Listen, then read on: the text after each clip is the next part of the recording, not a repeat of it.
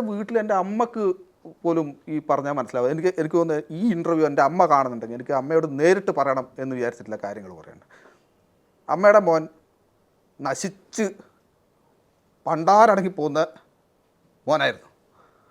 ആ മോനെ ഒരു നല്ല വഴിക്ക് കൊണ്ടുവരാൻ ഒരാളെ കൊണ്ട് പറ്റി. അമ്മക്ക് എൻ്റെ ജീവിതത്തിൽ ഉണ്ടായിട്ടുള്ള എല്ലാ ഇതും അമ്മ കണ്ടിട്ടുണ്ട്. അപ്പം അങ്ങനെ പോയിക്കൊണ്ടിരിക്കുന്നവരെ നല്ല രീതിയിലേക്ക് കൊണ്ടുവന്നു എന്ന് മാത്രം ചിന്തിച്ചാൽ മതി. അല്ലാതെ കുടുംബക്കാർ വിളിച്ച് ചോദിച്ചല്ലോ, എൻ്റെ അടുക്ക അവർ ചോദിക്കുന്നു, ഇവർ ചോദിക്കുന്നു, ഞാനത് എന്താ പറയേണ്ടത്, നിനക്ക് ഒരു അനുഭവത്തിൽ നിനക്ക് മനസ്സിലായില്ലേ എന്ന് പറഞ്ഞ് എന്നെ ചീത്ത പറയുന്നതിനേക്കാളും നല്ലത് അങ്ങനെ പോയിക്കൊണ്ടിരിക്കുന്ന മോനെ നല്ല വഴിക്ക് ഒരാൾ കൊണ്ടുവന്നല്ലോ എന്ന് നല്ല രീതിയിൽ ചിന്തിക്കുക. അവർ പറയുന്നു, ഇവർ പറയുന്നു, കുടുംബക്കാർ നല്ലവരുണ്ട്, ചിലവർ കുത്തിത്തിരിപ്പ്, അവരെ ചെവി കേൾക്കണ്ട, ഇല കെട്ടി ഇല്ല ഇങ്ങോട്ടേക്കോ. അമ്മേൻ്റെ മോനെന്താണെന്ന് അമ്മ മനസ്സിലാക്കിയാൽ മതി, അമ്മ അറിഞ്ഞാൽ മതി. ഓക്കെ, പറഞ്ഞു. എളുപ്പമല്ല ബ്രോ ഇങ്ങനെ പറയാൻ? അല്ല, അത് പറയണം. അത് ചിലപ്പോൾ നമുക്ക് മുഖത്ത് നോക്കി പറയാൻ പറ്റില്ല പലപ്പോഴും, അല്ലേ? അമ്മമാരോടും അച്ഛന്മാരോടും നമുക്ക് മുഖത്ത് നോക്കി പറയാൻ പറ്റാത്ത കാര്യം. അത് ഇങ്ങനെ കാണുമോ എന്തോ ഈ ഇൻ്റർവ്യൂ കണ്ടാൽ. ഇതിനെന്നെ ചീത്ത വിളിക്കരുത്.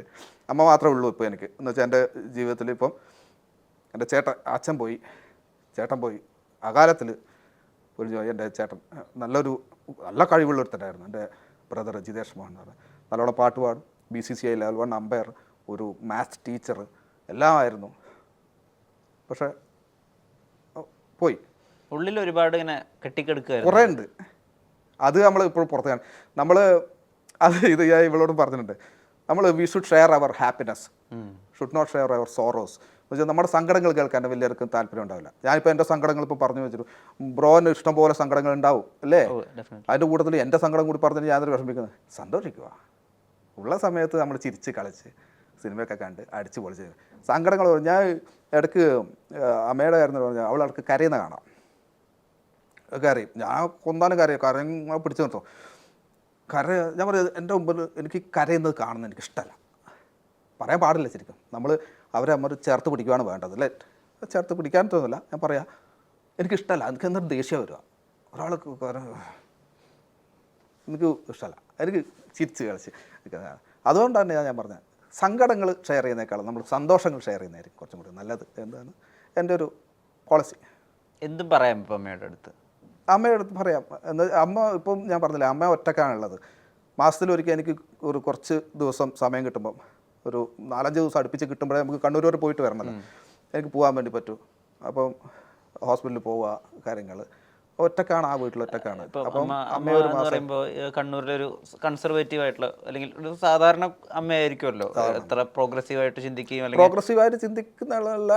അമ്മ ഒരു റിട്ടയർഡ് ഹെൽത്ത് സൂപ്പർവൈസറാണ്, അതുകൊണ്ട് അത്യാവശ്യം എഡ്യൂക്കേറ്റഡ് ആണ്. അപ്പം കാര്യങ്ങളൊക്കെ പക്ഷേ ചിന്താഗതികൾ ബാക്കിയുള്ളവരുണ്ടാക്കുന്നത് കേട്ടോ. എന്താ വെച്ചാൽ പുറത്ത് ഈ കാലം മാറുന്നതിനനുസരിച്ച് നമ്മൾ അപ്ഡേറ്റ് ആയില്ലെങ്കിലുള്ള പ്രശ്നം ഇതാണ്. അമ്മയുടെ ഒരു സോഷ്യൽ കൺസ്ട്രക്ട് വെച്ചിട്ട് ചിലപ്പോൾ ഒരാണ് കല്യാണം പറയുന്നതാണ് ഇവരെ സംബന്ധിച്ചിടത്തോളം. അവരോ അങ്ങനെ പറയും, നാട്ടുകാരെന്ത് പറയും, ഇവരെന്ത് പറയും, എന്ത് പുല്ലിന് ആരെന്ത് പുല്ലിനോ എന്തോ പറഞ്ഞിട്ട് അവരുടെ ചിലവരാണ് നമ്മൾ ചോദിക്കുന്നത്, അല്ലല്ലോ. അമ്മയെ അങ്ങനെ അമ്മേനെ അവതരിപ്പിച്ചിട്ടുള്ളത്, അമ്മയുടെ അടുത്ത് അവതരിപ്പിച്ചിട്ടുള്ളത് അല്ല, അങ്ങനെ അവതരിപ്പിച്ചില്ല. ചേട്ടൻ മരിച്ചപ്പം വീട്ടിൽ വന്നിട്ടുണ്ടായിരുന്നു. അപ്പോൾ ഇങ്ങനത്തെ ഓരോന്നൊക്കെ കാണുമ്പം അമ്മേനെ ഇടയ്ക്ക് വിളിച്ച് ഞാൻ എൻ്റെ ഇൻസ്റ്റാഗ്രാം ഞാനത് ഇതൊക്കെ പഠിപ്പിച്ചു കൊടുത്ത കേട്ടോ. ഇൻസ്റ്റാഗ്രാം, ഫേസ്ബുക്ക് എന്ന് വെച്ചാൽ ഇരുന്ന് അവർ അപ്ഡേറ്റ് ആവണം, ഇതൊക്കെ കണ്ട് മനസ്സിലാക്കണ്ടേ. ഞാൻ ഇൻസ്റ്റാഗ്രാം, ഫേസ്ബുക്കൊക്കെ ഞാൻ ഡിലീറ്റ് ചെയ്യാതെ കേൾക്കും. എനിക്ക് മടുത്ത്, ഞാൻ എന്തിനാണ് ഇതൊക്കെ കാണാൻ വേണ്ടി ജീവിച്ചിരിക്കുന്നത് എന്ന് പറഞ്ഞിട്ട് പത്രങ്ങളൊക്കെ പറയും.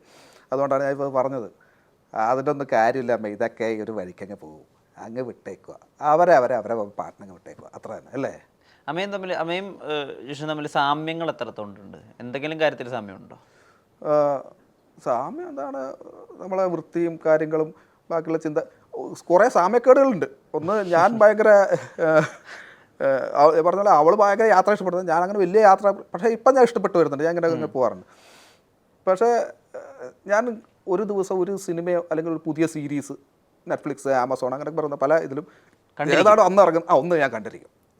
പിന്നെ ആനുകാലികമായിട്ടുള്ള കുറേ കാര്യങ്ങളെപ്പറ്റി ഞാനിങ്ങനെ രാഷ്ട്രീയ ബോധമൊക്കെ ഉണ്ട്. രാഷ്ട്രീയ ബോധം എന്ന് പറഞ്ഞാൽ ഇങ്ങനെയാണ് നമുക്ക് കിട്ടുന്നത്. ഇപ്പോൾ പണ്ടത്തെ പോലെ പത്രം വായനയില്ലല്ലോ. അപ്പോൾ യൂട്യൂബിലും ഇവരൊക്കെ കുറച്ച് കണ്ടന്റ് ക്രിയേറ്റേഴ്സിനെ ഞാൻ ഫോളോ ചെയ്യുന്നുണ്ട്. അപ്പോൾ അവരിൽ നിന്ന് നമുക്ക് ആനുകൂലികമായിട്ടുള്ള കുറേ കാര്യങ്ങൾ, ഇപ്പോൾ പറയുന്ന പോലെ തന്നെ നമ്മൾ സീരിയലിൻ്റെ പറ്റിയുള്ള കാര്യം ഞാൻ 2 ദിവസം മുമ്പേ അവളോട് ചോദിച്ചു, നമ്മൾ പ്രേംകുമാർ മറ്റേ സീരിയലിനെ പറ്റി പറഞ്ഞു.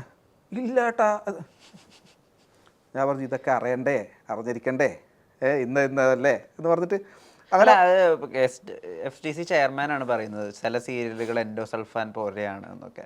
സീരിയലിൽ ഭാഗമായിട്ടുള്ള സീരിയൽ കൊണ്ട് ഉപജീവനം നടത്തുന്ന നിങ്ങളുടെ മൊത്തത്തിലുള്ള ഒരു എന്തൂസിയാസത്തിനെ കെടുത്തിക്കളയുന്നത് പോലെയല്ലേ അത്? അദ്ദേഹം പറഞ്ഞത് പൂർണ്ണമായിട്ട് തള്ളിക്കളഞ്ഞാൽ പറയാൻ പറ്റും എനിക്ക് വരില്ല. എന്താ വെച്ചാൽ ഞാൻ സീരിയൽ വർക്ക് ചെയ്യുന്ന ആളാണ്, വർഷങ്ങളായിട്ട് 4 വർഷത്തോളമായി ഞാൻ സീരിയൽ വർക്ക് ചെയ്യുന്ന ആളാണ്. ഇതുകൊണ്ടാണ് ഞാൻ കഞ്ഞി കുടിച്ച് പോകുന്നത്, ഇതാണ് എൻ്റെ ഉപജീവന മാർഗം.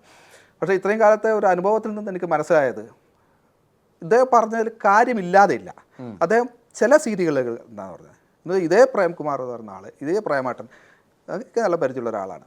പുള്ളി പണ്ട് അമ്മ സീരിയൽ ചെയ്യുന്ന സമയത്ത് ഒരു പ്രാവശ്യം എന്നെ വിളിച്ചിട്ട് പറഞ്ഞു, ജിഷ്ണു ഞാൻ അമ്മ സീരിയൽ കാണാറുണ്ട് കേട്ടോ, ജിഷ്ണുടെ ക്യാരക്ടർ എനിക്ക് ഭയങ്കര ഇഷ്ടപ്പെട്ടു, നല്ലോണം ചെയ്യുന്നുണ്ട് കേട്ടോ എന്ന് പറഞ്ഞിട്ട് അങ്ങനെ ഒരു പരിചയത്തിൽ നമ്മൾ എനിക്ക് ഒരു പരിചയമില്ലാത്ത ആളായിരുന്നു. അപ്പോൾ എനിക്ക് അയ്യോ ഇത് ഒരാൾ മുമ്പേ ഉള്ളൊരു ആർട്ടിസ്റ്റ് എന്നെ വിളിച്ചിട്ട് എന്നെ അപ്രീഷിയേറ്റ് ചെയ്തിട്ടുള്ള ഒരാളാണ്. അതുകൊണ്ടല്ല അദ്ദേഹം പറഞ്ഞത് എനിക്ക് തോന്നുന്നു ചില സീരിയലുകൾ എൻഡോസൾഫോണിനേക്കാൾ മാരകമാണ് എന്ന് പറയുന്നു. അതിൽ സത്യമില്ലാതെ ഇല്ല. എന്നുവെച്ചാൽ പല സീരിയലുകളിലും നമ്മൾക്ക് മോശമായിട്ട് അതൊരു പ്രവണത ആദ്യമേ ഇങ്ങനെ കൊണ്ടുവന്നതാണ്. അതൊക്കെ മാറേണ്ട സമയം കഴിഞ്ഞു എന്ന് തന്നെയാണ് എൻ്റെ ഒരു വിശ്വാസം. എന്നുവെച്ചാൽ നമ്മളെ വീട്ടിലിരിക്കുന്ന ഈ സീരിയലുകൾ ലാഗാണ്. നമ്മൾ വീട്ടിലിരിക്കുന്ന ആണുങ്ങൾക്ക് അല്ലെങ്കിൽ ഈ ചെറുപ്പക്കാർക്കൊന്നും സീരിയൽ ഇഷ്ടമല്ല. വീട്ടിൽ ചിലപ്പോൾ സീരിയൽ വെച്ചിരിക്കുന്നത്. പക്ഷേ ഇതിൻ്റെ വേറൊരു വശം കൂടി ചിന്തിക്കണം. എന്ന് വെച്ചാൽ നമ്മളെ വീട്ടിലിരിക്കുന്ന അമ്മമാർ, അമ്മൂമ്മമാർ, ഇവർക്കൊന്നും വേറെ പണിക്ക് പോകുന്നില്ല. നമ്മളൊക്കെ പോകുന്നുണ്ട്, പുറത്ത് പോകുന്നുണ്ട്, നമുക്ക് വേറെ ആക്ടിവിറ്റീസ് ഉണ്ട്, ഫ്രണ്ട്സിനെ കാണാൻ വേണ്ടി പോകുന്നുണ്ട്, വൈകുന്നേരം തണ്ടിത്തിരിഞ്ഞ് നടക്കുന്നുണ്ട്, സിനിമക്ക് പോകുന്നുണ്ട്, മൊബൈലിൽ ആവശ്യത്തിന് യൂട്യൂബിൽ കാണുന്നുണ്ട്, നെറ്റ്ഫ്ലിക്സ് കാണുന്നുണ്ട്. ഇതൊക്കെ നിങ്ങൾ കാണുന്നുണ്ട്. നിങ്ങളുടെ എൻ്റർടൈൻമെൻറ്റ് മുഴുവൻ ആണ്. ഇതിൻ്റെ വേറൊരു വശമുണ്ട്. രാവിലെ മുതൽ വൈകുന്നേരം വരെ നിങ്ങൾക്ക് വീട്ടിൽ വെച്ച് വിളമ്പി ചോറും കറിയും ഉണ്ടാക്കി തന്ന് നിങ്ങളുടെ ഡ്രസ്സുകളും അലക്കി സഹായിച്ചു തരുന്ന, വീട്ടിൽ വന്നു കഴിഞ്ഞാൽ ഭക്ഷണം കഴിച്ച് കഴിഞ്ഞാൽ സ്വന്തം പാത്രം കഴുകൂല ഈ പറയുന്നവൻ. കഴുകുമോ? ഇല്ല. ഇത് മുഴുവൻ ചെയ്തുകൊണ്ടിരിക്കുന്ന അമ്മമാർ രാവിലെ മുതൽ വൈകുന്നേരം വരെ ഈ പണിയെടുത്തിട്ട് വൈകുന്നേരം ഒരു 6 മണി 7 മണി മുതൽ അവർക്കൊരു കുറച്ച് സമയത്തേക്കുള്ള ഒരു എൻ്റർടൈൻമെൻറ്റ് എന്ന് വെച്ചാൽ പണ്ടത്തെ മനോരമ ആഴ്ചപ്പതിവ് വായിക്കുന്ന പോലെ അല്ലെങ്കിൽ മംഗളം ആഴ്ചപ്പതിവ് വായിക്കുന്നത് പോലെ അതിൽ കാണുന്ന തുടരും എന്ന് കാണുമ്പം അടുത്ത എപ്പിസോഡ് വായിക്കുന്ന പോലെയുള്ള സീരിയലുകളാണ് അവർ കണ്ടുകൊണ്ടിരിക്കുന്നത്. അവരെ സംബന്ധിച്ചിട്ട് അതാണ് അവരുടെ എൻറ്റർടൈൻമെൻറ്റ്. അല്ലാതെ അവരുടെ എൻ്റർടൈൻമെൻറ്റ് അതേ ഉള്ളൂ. അല്ലാതെ ഈ കാണുന്ന നെറ്റ്ഫ്ലിക്സോ ആമസോണോ ഒന്നും കണ്ടു കഴിഞ്ഞാൽ ഇവർക്ക് മനസ്സിലാവില്ല. നമ്മൾ പുതിയ സീരീസുകൾ എന്ന് പറഞ്ഞു കഴിഞ്ഞാൽ പുതിയ സീരീസൊക്കെ നെറ്റ്ഫ്ലിക്സിൻ്റെ തന്നെ ആയിട്ടില്ല. പണ്ട് ഈ എന്ന് പറഞ്ഞാൽ ദൂരദർശൻ്റെ എന്ന് വെച്ചാൽ അവരുടെ മെൻറ്റാലിറ്റി അല്ലെങ്കിൽ അവരുടെ മൈൻഡ് അതിന് സെറ്റാണ്. എന്ന് വെച്ചാൽ ഇച്ചിരി ലാഗാണ് അല്ലേ. പുതിയ ജനറേഷൻ്റെ കെട്ടിടും പെട്ടെന്ന് ഒരു ക്യാരക്ടർ കൊണ്ടുപോയി അവിടെ ആക്സിഡൻ്റ് ആയി കഴിഞ്ഞു, അടുത്ത സ്റ്റേജിലോട്ട് പോയി. ഇങ്ങനെയാണ് സിനിമയിൽ അല്ലെങ്കിൽ സീരീസിൽ വരുന്നത്. പട്ടപ്പെട്ടാന്ന് പറഞ്ഞിട്ട് അത് പോവാം. നമ്മൾ കറക്റ്റ് നോക്കിയിരുന്നെങ്കിൽ നമുക്ക് മനസ്സിലാവില്ല. പക്ഷേ നമ്മുടെ അമ്മൂമ്മമാർക്കോ ഇത്രയും സ്പീഡിൽ ചിന്തിക്കാനുള്ള ആ ഒരു മെൻറ്റാലിറ്റി അവർക്കില്ല. അവരിപ്പോഴും അതിലാണ് നിൽക്കുന്നത്. അപ്പോൾ അവരെ സംബന്ധിച്ചിടത്തോളം ഈ സീരിയൽ എന്ന് പറയുന്നത് എനിക്ക് മനസ്സിലായിട്ടുള്ള കാര്യം കേട്ടോ. സീരിയൽ എന്ന് പറഞ്ഞാൽ ലാഗാണ്. നമ്മൾ കാണുമ്പോൾ ഒരാൾ ഇടിച്ചു, നീ അവിടെ പോയടി, അപ്പം ഞാൻ അവനെ കൊന്നു എന്ന് പറയുമ്പോൾ 1 2 3 4 5 റിയാക്ഷൻ ഇടും. ഇതിൻ്റെ ആവശ്യമില്ല. കൊന്നു പറഞ്ഞാൽ കഴിഞ്ഞു, കൊന്നു മനസ്സിലായി. ഒരാളെ റിയാക്ഷൻ ഇട്ടാലും മതി. 5 റിയാക്ഷൻ ഇടുന്നത് എന്തുകൊണ്ടറിയോ? നമ്മുടെ ഈ അമ്മമാർക്കും ഈ 5 റിയാക്ഷൻ എത്തുമ്പോൾ ഇവർക്ക് മനസ്സിലാവും കാര്യം. ഇത് അങ്ങനെ സംഭവിച്ചല്ലേ, സീരിയസ് ആയ ഒരു കാര്യമല്ലേ, അവളുടെ കുട്ടിയാണ് ഇവൻ. ഈ പിന്നെ അച്ഛൻ ആരാണെന്ന് അറിയില്ല കുട്ടിക്ക്, ഇവനാണോ അവളുടെ അച്ഛൻ? 5 റിയാക്ഷൻ അല്ലേ. ഇത് ഇടുന്നത് എന്തുകൊണ്ടാണ്? അവർക്ക് വേണ്ടിയാണ് ഈ സീരിയൽ എന്ന് പറയുന്ന സാധനം. ഇതിൽ തന്നെ ഇവർ കൊണ്ടുപോയി ചൊറിയേണ്ട ആവശ്യം. ഈ പുതിയ ആൾക്കാർ ഇതിനു വേണ്ടി കുറേ ചർച്ചകളൊക്കെ ഞാൻ കാണുന്നുണ്ട്. ഇവർ പറയും ഇതൊക്കെ സീരിയലൊക്കെ പിന്നെ ബാൻ ചെയ്യണം, സാമൂഹ്യ വിഭക്താണ്. എന്തിലാണ് ഇവർ പറയണത്? എന്ത് വിപത്ത്? ഈ സീരിയൽ കണ്ടുകൊണ്ട് വീട്ടിൽ ആരെങ്കിലും അങ്ങനെ ചെയ്യുന്നുണ്ടോ? പല വീടുകളിൽ സംഭവിക്കുന്ന കാര്യങ്ങളൊക്കെ തന്നെയാണ് സീരിയൽ കാണിക്കുന്നത്. ചിലതിൽ ഇത്തിരി ഓവറായിട്ട് കാണിക്കുന്നുണ്ട്. അതിൽ നമുക്ക് ഇപ്പോൾ ഞാനൊരു സീരിയൽ മണിമുത്ത് പറയുന്ന സീരിയൽ ചെയ്യുന്നത്, അതിൽ കുട്ടിയുടെ അടുത്ത് പാല് ഗ്ലാസ് നിലത്ത് വെച്ചിട്ട് നക്കി കുടിക്കാൻ വേണ്ടിയുള്ള ഷോട്ട് പറഞ്ഞു. ഞാൻ പറഞ്ഞു ഇത് നമുക്ക് പ്രതികരിക്കാം, അല്ലെങ്കിൽ ആ ഡയറക്ടർ ചെയ്യാൻ പാടില്ല. ഇതാ ഞാൻ പറഞ്ഞത്. ചില സത്യങ്ങൾ അദ്ദേഹം പറഞ്ഞതിലുണ്ട്. പ്രേംകുമാർ പറഞ്ഞതിൽ ചില സീരിയലുകൾ എന്നാണ് അദ്ദേഹം പറഞ്ഞത്. എല്ലാ സീരിയലും ആക്ഷേപിച്ചിട്ടില്ല.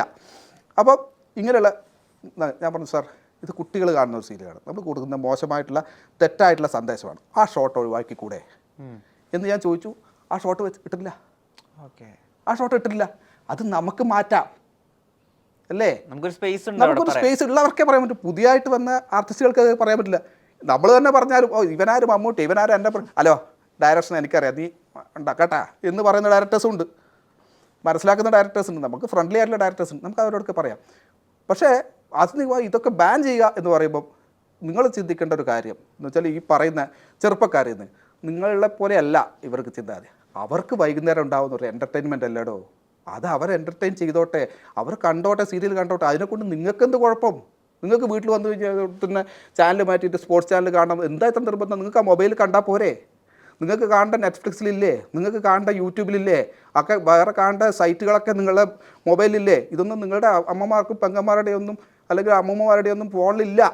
അവരുടെ ആകെപ്പാടിയുള്ള എൻ്റർടൈൻമെൻ്റ് ആണ് ഇത്. അത് അവരൊന്ന് കണ്ടോട്ടെ. ഇതിൻ്റെ പുറകിൽ കുറേ ആൾക്കാർ, ഒരു സെറ്റ് എന്ന് പറഞ്ഞാൽ നിങ്ങൾ കാണുന്ന മുമ്പേ കാണുന്ന മേക്കപ്പ് ഇട്ടിട്ട് വരുന്ന നമ്മളെ പോലത്തെ ആൾക്കാർ മാത്രമല്ല, 10-40 ആൾക്കാർ ഇതിൻ്റെ പുറകിൽ ഉപജീവന മാർഗമായിട്ട് കൊണ്ട് നടക്കുന്നുണ്ട്. വലിയൊരു ഇൻഡസ്ട്രിയാണത്. അതിനെ തകർത്ത് കളയല്ലേ. ഞാനൊക്കെ പട്ടിണിയായി പോവും സത്യം. ഞാനല്ല, പ്രൊഡക്ഷൻ ബോയ് അടക്കം, ചായ കൊണ്ടുവരുന്ന പ്രൊഡക്ഷൻ ബോയ് അടക്കം ഇത്ര പേരുടെ ഉപജീവന മാർഗ്ഗമാണെന്നറിയോ? കാണുന്നവർ കണ്ടാൽ മതിയടോ, കാണാത്തവർ കാണണ്ട. മൊബൈൽ ഉണ്ടല്ലോ, അതിൽ കണ്ടാൽ പോരെ നിങ്ങൾക്ക് ബാക്കിയുള്ളത്. നെറ്റ്ഫ്ലിക്സോ എന്താ വെച്ചത് കണ്ടോ. അമ്മമാർ, അമ്മൂമ്മമാർ ഇവരൊക്കെ കണ്ടോട്ടോ, അത് അവരുടെ എൻ്റർടൈൻമെൻറ്റല്ലേ, കണ്ടോട്ടെ.